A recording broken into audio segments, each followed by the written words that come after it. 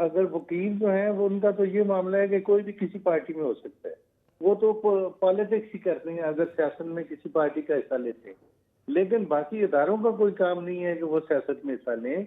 इदारों का काम है कि इनको कंट्रोल करें। बाकी जो भी मामलात हैं वो अपने अपने मामलात को चेक करें, अदारे पॉलिटिक्स में ना हो।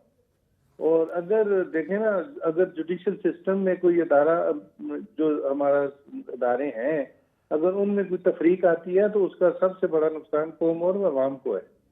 तो इसलिए मैं तो ये कहता हूँ कि हमारे ऑनरेबल सुप्रीम कोर्ट के जजेस जो हैं वो सिर्फ और सिर्फ आइन और कानून पे, वो जिस तरह पहले होता रहा है, किसी पे कभी कोई आंच नहीं आई। अगर आइन और कानून के मुताबिक काम करेंगे तो मेरा नहीं ख्याल कि उन पे कोई ऑब्जेक्शन आएगा। ठीक है। लेकिन पहले तो ये भी होता था कि जजेस किसी को हाथ तक नहीं मिलाते थे जब तक वो जज रहते थे, ताकि उन पे कोई उंगली ना उठाए। अब ये मामलात ये है कि अगर वो उनके आपस में मिलना जुलना मामलात ऐसे हैं तो फिर तो पोजीशन जरा खराब ही होती है।